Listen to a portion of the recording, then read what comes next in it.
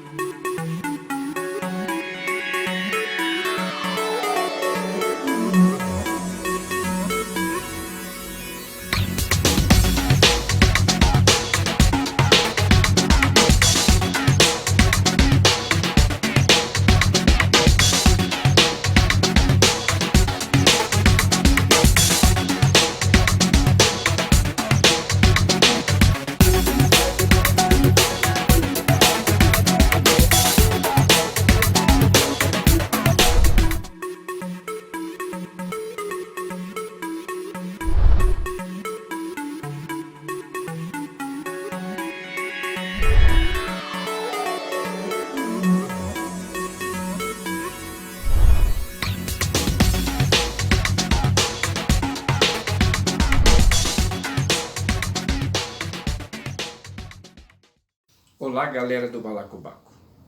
Hoje falaremos sobre o batuque. Uma das nações do batuque é o Oió. O Oió, segundo a tradição local, ele teve origem vindo de Pelotas, de Rio Grande para Porto Alegre, né, onde ele foi instalado no areal da Baronesa, né, e depois no Montserrat, né, onde estava situado a maior concentração de casas dessa nação. Hoje, trata-se de um culto que está praticamente desaparecendo. Então vamos resgatar a tradição do Oió através de uma entrevista que eu fiz com a Paula Ogun Ojemide. Ojemide nos mostra então como que é o Oió, né? Com emoção, como é que é a tradição, como ela vivenciou. Rodou. Hoje estamos aqui em Porto Alegre e temos a honra de estar com a presença da Paula Ogun Ojemide. Ogun Ojemide. O Rio Grande do Sul, ele, dentro da diversidade da matriz africana no Brasil, ele tem o batuque, né?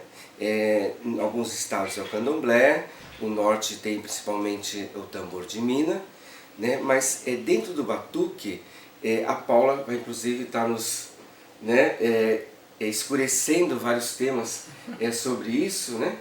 E um deles é isso, então é a nação, né, que se diz de nação. E aí tem diferentes origens. Eu sei que você é de uma dessas origens, né? Então eu queria que a gente, o pessoal conhecer, né? Você leva em consideração que pessoas do mundo inteiro estão me ouvindo, Sim. Não só do Brasil. E a curiosidade é muito grande, né? E mais do que a curiosidade, eu acho importante a informação, né? Para desmistificar, para as pessoas darem o respeito realmente que tem que ter o batuque, né? E não falar sem conhecer, né? Então eu queria aproveitar esse momento por isso. Queria que você se apresentasse e contasse um pouco como é que foi a sua história até agora dentro desse universo do batuque do Rio Grande do Sul. Bom, meu nome é Paula Ojemide de Ogun, né? Hoje sou filha de Babatiba de Iemonjá, do lado de Giz. Mas fui feita no Oió, né, pela minha avó, Dona Paulina de Ogun, né, residente na Cidade Baixa, no Menino Deus.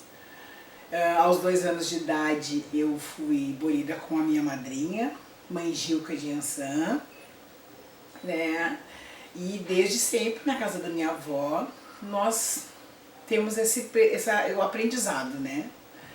No lado de Oió, quando pequena, nossa participação dentro do fundamento era como crianças mesmo, né? Nós aprendemos, a única coisa que nós tínhamos, né, aprender as rezas, que a gente assistia de uma outra peça, né? E como eu morava com a minha avó, a gente, como toda criança curiosa, a gente olhava muito, né? Então, eu aprendi a limpar as imagens, né, que era numa bacia de ágata, com aguinha, assim, nada muito, né, só para limpar mesmo. Aprendi a cantar, a fazer a limpeza, né, que a gente fazia junto à limpeza. Mas a minha primeira feitura depois disso foi em 1986, pelas mãos de Mãe Vera de Oxalá, né? Que aí foi quando eu fui burida pelo lado de Oió, né? Foi com o meu primeiro 4-pé. E assim, né, nós temos todo um segmento. O Oió foi feito, é uma nação muito, como é que eu vou lhe dizer, não é muito aberta, né? É uma nação muito feita dentro do terreiro, né? E os preceitos são levados assim, mais contidos. A gente faz o banho, sempre o banho de descarga antes da obrigação, né? São menos dias, nós temos um preceito de 2 obrigações. E desde pequena, né? Então eu nasci na religião, eu não tenho, no lado de batuque, eu sou batuqueira, né? Batuqueira mesmo. E as pessoas têm de entender que isso, a pessoa, quando ela se diz batuqueira, ela é batuqueira porque tá na família, né? É do sangue, é de berço. E assim que eu puder informar mais, eu... Então, assim, algumas curiosidades, né? Que muitas pessoas têm. O que é a roda do Bará? A roda do Bará do lado de Oió Isso. é a abertura do batuque, né? Como em Ok. todas as religiões. Só que do lado de Oió, quem abre a roda são os homens. Né? Os homens prontos, né? Todos eles abrem a roda de Bará. Né? As mulheres, elas só entram, né, quando estiverem prontas, depois da reza do Lodê. Né? Que aí que as mulheres prontas, já mães de santo, começam a dançar a dança do Bará. Né? E aí dá início ao batuque. Aí da reza de alguns filhos vão entrando e participam da roda toda. E também tem a figura da balança? E o que é a balança? Temos, né? A balança, ela é a união de todos os orixás, né? A gente chama a chamada dos orixás, né? Só que a balança do Oió, ela tem uma única, né? Ela tem uma única finalidade, onde os santos, eles, quando são chamados os orixás, que estão, os filhos que estão em obrigação, né, que são cavalo de santo, eles se manifestam na balança, né? Nós temos uma única reza, que é o Enissô, né? E aí nós chamamos todos. E no Oió, os orixás de mel não se manifestam na balança. Né? E alguns nem participam da balança. Então só os orixás do Dendê. Isso. Né? No caso, só, por exemplo, Oxum, só as novas, né? Os babás não participam da balança. E as Iemanjás também, somente as novas. Muito bem. E a ancestralidade no Oió? Como é que é a figura da ancestralidade? A figura da ancestralidade no Oió, por exemplo, né, a gente considera ancestral aquele que dá a passagem, né? No meu caso, a minha avó, quando deu a passagem, a gente faz uma única celebração, né? Que a gente chama de café, né? No momento a pessoa falece, né? É recolhido todo o material da casa, do quarto santo, as quartinhas, fecha-se o terreiro. No caso, se for a mãe de santo, fica um ano fechado. Mas fechado mesmo, literalmente, né? E a celebração que se chama de Arisum é feita na missa de 7º dia. Né? Que aí sim, aí desfaz totalmente da obrigação, faça o café com aquilo que a pessoa gosta, o arroz com galinha, e essa é a despedida do Oió. Né? Faça o desligamento, né? Com a palha e o palitinho, e depois as pessoas que cultuam, né? o batuque, né? Sabe que naquela data, né? Houve a passagem do ancestral, e é isso, não temos assim uma coisa muito frequente, né? Somente a despedida é única. Assim, Outra curiosidade, né? Por que se segura a saia?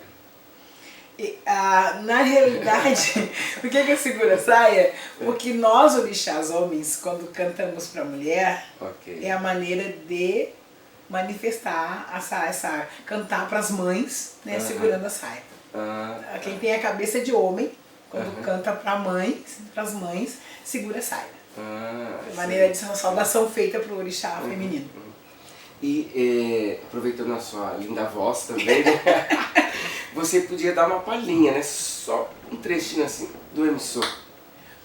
Emissor, odo a cara, o anicel, anicel. Emissor, odo a cara, o anicel, anicel.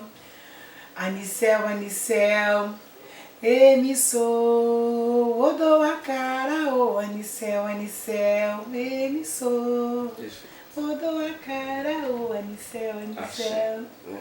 E aí é com essa reza, então, que se faz a balança. Sim, que faz a balança no oió.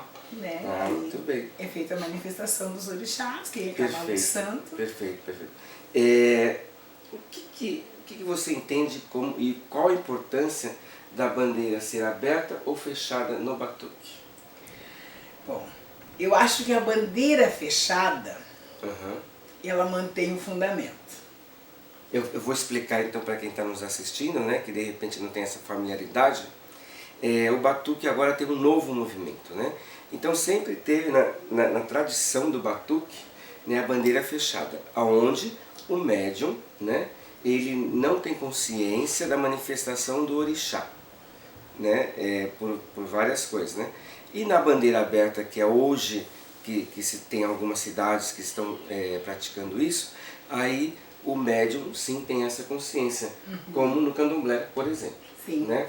Então, eu queria que você voltasse e contasse. Eu fui feita né, na bandeira fechada, que eu acho que é onde nós temos o nosso fundamento, né, e não tem por que eu abrir, né? Porque afinal de contas é o orixá, é a nossa ancestralidade que se manifesta, é a nossa história que dá o fundamento, né? Porque eu acho que a partir do momento que a gente abre, que a bandeira fica aberta, né, não tem mais o porquê.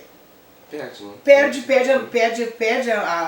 a função do fundamento, né? Porque aí as pessoas se dão a liberdade de se manifestar de qualquer jeito, em qualquer lugar. E se perde a tradição. Né? Que é o importante. Então eu acho muito importante as casas que mantêm a bandeira fechada, porque eu tenho até um pequeno comentário, uma crítica para fazer, porque ninguém vai, por um exemplo, na igreja católica, abrir a casinha do padre para saber o que tem lá dentro.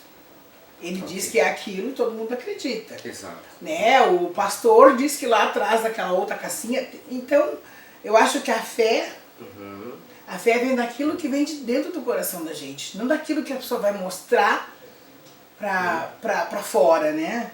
Então, se o fundamento dos nossos orixás, né, que nós vemos da África, com a nossa orixalidade, que ela é feita dentro do terreiro, ela tem que ficar dentro do terreiro. Certo. Né? As redes sociais estão banalizando as coisas, né? Isso que eu ia comentar com você, né? O que você, todo esse tempo que você já faz parte, né, do batuque, da nação, enfim, de todo o movimento do Rio Grande do Sul, né, das diferenças que estão ocorrendo, como era no início que você começou a participar e hoje? No início realmente era uma doutrina, né, respeitosa, né? Porque se é o orixá que me orienta, que me guia, eu tenho que me dobrar, eu tenho que me abaixar, eu tenho que pedir bênção, né? E é uma coisa muito minha, muito do meu terreiro, né? Hoje em dia, você abre a rede social, a gente vê coisas que eu nunca tinha visto. Por exemplo, para mim é novidade, hoje com a minha idade, ver uma pessoa desenvolvendo na frente de uma câmera, sabe? E aí aquilo torna-se vicioso, porque aí todo mundo quer fazer. Outra coisa que as pessoas estão muito difundidas é em relação às roupas, né? As pessoas não se vestem mais pro orixá, né? É uma coisa muito de amor próprio, né? Vou botar... Eu me sinto bem. mas aquilo não corresponde ao meu orixá. Certo, certo. Né? Porque geralmente quando a gente vai ao batuque, a gente vai festejar com o orixá. A gente se veste para saudar o orixá. Certo. Né? Então eu acho que tudo que está acontecendo é falta de entendimento, é falta de dedicação, de gestão. Né? Porque a pessoa que tem uma gestão dentro de uma casa de religião que tenha fundamento, ela não se permite isso. Não se permite essa exposição, não permite essa falta de respeito, né? Porque em certos lugares você não entra com celular. É proibido, é falta de respeito. Sim. Né? Então se eu tenho que ter respeito pela minha terreira. Né? Hoje em dia você vê nas casas de santo, né, as pessoas vão de qualquer jeito. Né? Você vê gente de roupa... Eu tenho uma contravenção contra a roupa escura em casa de santo. Né? Mas isso eu aprendi. Né? Você vai para casa de santo, você vai branca, alegre, para receber toda aquela energia. Porque se você botar o escuro, você corta a energia. Né? Entendeu? Você corta aquela energia toda que está dentro da casa. Né? Então eu acho que essa modernidade, as pessoas estão copiando. E religião não se copia, religião se faz, né? Certo, exato. Agora, você falando das roupas, né, da vestimenta, o que eu tenho percebido em algumas casas tem a apropriação de alguns elementos do candomblé, né? Porque antigamente os axós, né, que se diz, né, eram um pouco diferentes, não era? Pelo menos que eu ouvi, que me contaram os mais antigos. Sim, eu fui feita, por exemplo, Noió, por exemplo. Noió é a cor do santo, né? O tecido pode ser, eu tinha axó de chita, né? De chita, broderie, porque é pro meu orixá, entendeu? A minha vaidade fica lá fora, né? Eu vou fazer meu santo. A única coisa que a gente tem, que eu tenho, não vou dizer que não copiei também, é as saias, né? Porque as saias são muito bem feitas, as cores são diversificadas. Hoje em dia a gente consegue trabalhar, o tecido é mais bonito. Nós não temos tecidos bonitos aqui trabalhados. Né? Por exemplo, nós não tínhamos o acesso que nós temos a tecidos africanos. Que tem hoje. Acesso que tem hoje nós não tínhamos, né? Então nós usávamos o que se comparava mais ao colorido, ao visual, era a chita. Né? Da onde eu venho, da minha origem, a gente sempre usou a bata branca, a gente só mudava a cor da saia. Né? Assim, por exemplo, eu vou numa festa de Oiá, então eu vou botar uma saia bordô, mas sempre a minha ori, sempre a cor do meu pai, as guias da cor do meu pai, em relação a isso. Né? Eu aderi às saias do candomblé pela feitura, pela perfeição, por bonito, mas sempre dentro da cor da do meu orixá. Né? Mas assim, hoje em dia você vê coisas assim, eu, por exemplo, eu acho que o decote exagerado não precisa, né? Mas eu acho que aquela, como a gente diz, que eles chamam a bata e a saia É perfeito. Certo? Porque nós que temos orixá homem, as pessoas que têm orixá homem, como é que vai botar o peito pra fora? Né? Então assim, ó, eu não estou indo pro batuque pra me mostrar. Claro, eu vou me maquiar, eu vou me produzir, mas o meu orixá, que é dono do meu corpo, ele tem que ser respeitado. Com o axó. Né? Pelo axó, né? Então é isso. Né? Eu acho lindas as mães, né? Tem mães muito bem vistosas, muito bonitas, assim. Mas eu acho que a gente tem que nos manter, assim. Né? Ninguém entra na igreja de mini saia. E as pessoas respeitam o do outro e não respeitam o seu. O DMD, né? Eu queria que você contasse qual que é a diferença, ou melhor, como é estar em obrigação, ou como é que é a obrigação no Oió. A obrigação no Oió, ela é um recolhimento. Certo, ok. Né? A gente faz a obrigação no Oió e fica recolhido. Né? A gente, na realidade, a gente só levanta para as necessidades biológicas, assim, né? Físicas, e passa o tempo todo recolhido. Mas é numa... Antigamente, como assim, as obrigações eram feitas quase que individuais, eram feitas dentro do quarto de santo, numa esteira, e a pessoa ficava recolhidinha dentro do quarto de santo. Hoje, devido às condições, né, as pessoas, são feitas mais de uma ou duas obrigações juntas, mas ficam, por exemplo, no salão, recolhidos no salão, né. Hoje em dia nem todos usam a esteira, um colchãozinho mínimo assim, mas recolhido mesmo. A gente só depois que ele via é que a gente começa a prática do aprendizado na cozinha, o aprendizado das obrigações. E as frentes? As frentes, aquelas que vão para o quarto de santo. Né? Entre as nações, tem diferenças? Tem. Tem diferenças. Tem algumas diferenças. Tem algumas diferenças. Na forma de fazer a frente? Na forma de montá-la? Os elementos Não, os elementos são os mesmos, alguns são os mesmos, mas na montagem, na pronte da feitura, certo, tá. Com algumas diferenças. Tá. Disciplina. Disciplina no terreiro. A disciplina no terreiro. Eu venho de Oió com uma disciplina. Isso, né? Exatamente. Assim, entrou no terreiro, você está num lugar sagrado. Então, é o momento de estar em sintonia com o que está ali no terreiro. Ok. Né? Bênção aos mais velhos, bênção a todos os irmãos. Uma coisa que é muito importante, que existe uma rivalidade, que quando você toma a bênção de uma outra pessoa, você está tomando a bênção do orixá daquela pessoa. Certo. Por mais que você não se dê, você está dentro do terreiro com o seu irmão. Então, a bênção, tanto é que a gente responde, meu pai que ele abençoe. Né? Isso é. Né? Aí toma a bênção de todos, bate cabeça ao Pai de Santo. Quando começa o batuque, nós pedimos agô, primeiro no quarto de santo. Né? Batemos cabeça ao Pai de Santo sempre, né? Ao padrinho ou à madrinha que está perto ou não. Depois fizemos a volta até o tambor, as ogãs, né? Que hoje são ogãs, não tem tamboreiro. Pedimos ao tamboreiro, e aí começamos a roda. Né? E muito respeito, assim, não é permitido conversa no salão. Né? Conversas, né? O Oió tem esse cuidado. A não ser os mais velhos que estão algum conversando, né? Quando o Pai de Santo é muito rígido, ele diz, quem está com as comadres, então se retirem do salão e vão conversar em outro lugar. Né? E existe muito respeito à ancestralidade, né? Essa coisa de cantares, quando ancestral, a gente ajoelha-se e homenageia, né?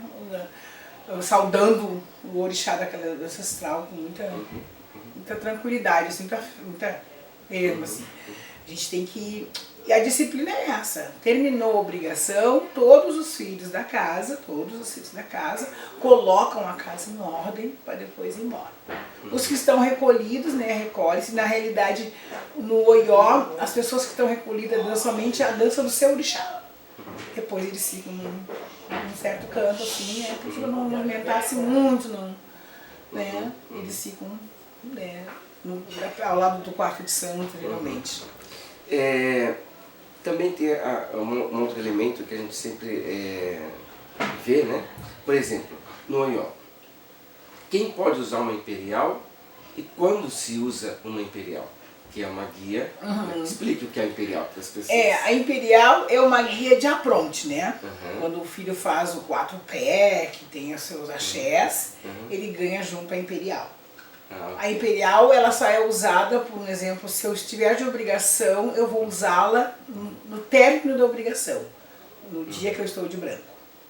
Que aí já foi me aliviado, já foi me feita a obrigação, aí eu coloco a imperial. Né? No Oió, as mulheres podem usá-la para identificar de mulher e homem, com 2 voltas, né, no pescoço, ou atravessada, quando o orixá homem. As que têm orixá mulher geralmente usam como cordão. E o candomblé, por exemplo, nós temos os tempos, né? Então, obrigação de 1 ano, de 3, assim vai, né? Para o apronte, no batuque, tem algum tempo ou depende de cada pessoa, ou cada conduta, ou cada casa? No Oió, por exemplo, no Oió, meu primeiro bori eu fiz aos 2 anos de idade. Né? E aí dentro da casa da minha avó, participando, aprendendo. Mas o meu primeiro 4 pé eu fui fazer aos 24 anos. Né? Aos 24 anos foi quando eu fiz o meu primeiro 4-pé, que eu recebi a minha... Aí eu estou pronta. Nesse período, depois, essa obrigação ela é refeita, dependendo da necessidade, né? Ou por obrigação, o tempo do orixá, por exemplo, de 7 em 7 anos. Né? E as responsabilidades vão aumentando. Né? Por exemplo, o axé de búzio ele só é dado depois de muito tempo. Né?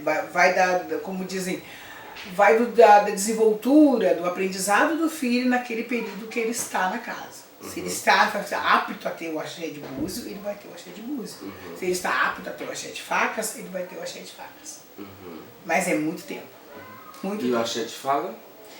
O axé de fala do orixá no Oió, ele é longo. Demora. Aí mais ainda. Demora. Se o búzio e o obé, que é a faca, né, demoram, o de fala... O de fala demora. Muito também. Isso tudo do orixá, da doutrina, da necessidade do babá achar que aquele orixá está pronto. Porque eu acho que quando o orixá ganha fala é porque o Pai Santo sabe que ele é capaz de desenvolver para que e como usar aquela fala. Certo. Né? No Oió do meu tempo demora muito. O orixá demora bastante para receber o axé de fala. Agora, já indo para o encerramento, né, desse papo, do primeiro de vários, né? Sabe? Que bom. Eu queria que, se possível, você contasse um pouco, né, sobre a continuidade, né, a participação das crianças, né, no Oió, por exemplo, e mesmo na casa que você faz hoje parte, né, como que você enxerga isso? Ó, o Oió, a criança, por exemplo, eu nasci numa casa de religião. Sim. Né? Então nós não tinha muita participação no dia de obrigação. Né? Por exemplo, no dia de corte as crianças não estavam. Né? No final do corte, algumas maiorzinhas iam para junto dos mais velhos depenar as pombas. Somente as pombinhas que os menores faziam isso. Né? E no dia do batuque, os menores eram chamados somente para a roda de bede. Participavam somente da roda de bede. E quando alguma festa de Oxum, algumas crianças dançavam algumas rezas para Oxum. Né? Mas isso era em algumas casas muito assim, muito antigas, onde a dona, geralmente era a docô, era que a mãe das crianças mesmo, né? Hoje, mas eu entendo que, no meu caso, por exemplo, para mim fez muita falta, porque hoje, onde eu estou, as crianças, elas aprendem desde cedo. Eu tenho crianças muito atentas no meu terreiro. Eu tenho crianças mais atentas até que muitos adultos, com aprendizado, com o dom da religiosidade. Né? Hoje no GEG as crianças participam, né? As crianças são feitas desde pequeno, né? mas pela ancestralidade da casa. Né? Da ancestralidade da casa, algumas crianças que já vêm com essa missão, né, da religião, então a criança já entra na religião muito cedo, já participa muito cedo, né? Eu acho que é muito bom, porque para dar andamento, segmento familiar, o segmento de ancestralidade, é desde cedo que começa isso, né? Então eu acho interessante. Eu não fui feita assim, né? Fui feita pelo Oió, mas hoje eu entendo que a criança... Essa oportunidade da criança. Né? Mas com respeito, com limite, a criança vai até ali, então tá. Sim. Mas é aprendizado e eu acho muito interessante. Né? Agora, vamos fazer uma coisa rápida. Tá bom. Eu falo e você tenta responder com uma palavra. Ok. Ok? Mulher negra. Poderosa. Matriz africana. Minha raiz. Racismo. Condeno. Ogum. Meu pai. Minha vida. Oiá. Ai, Oiá. Minha mãe, meu corpo. Iemanjá. Fez de chorar. Iemanjá é meu colo.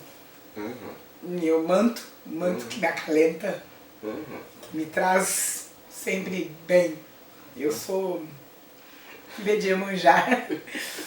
Isso me emociona muito. Iemanjá é minha vida, minha luz, minha força. Xangô. Xangô. Xangô, minha raiz. Xangô, minha mãe. Minha mãe de criação, minha mãe. Né, faz parte da minha história, minha força, que une a minha família, Xangô. Babadiba. Babadiba.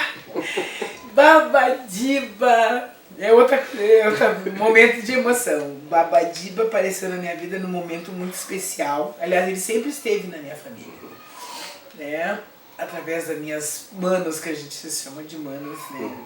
E pela minha manice, pelo meu pai, Orudeguê. Quando eu me encontrei com Babadiba numa festa, ele foi numa festa, eu o convidei por uma obrigação minha, ele foi. Ali ele me conquistou, né? Aquele homem humilde, pai de santo, e foi numa outra casa ao meu convite. E hoje, com muita honra, eu estou aqui na casa dele, meu amigo, meu pai, o que puxa minha orelha, o que me diz tá certo, o que não tá certo. É meu guia, assim, né? É o que me traz, o que me fortalece, é Babadiba. Né? Babadiba, um exemplo de homem de luta pela nossa religião, né?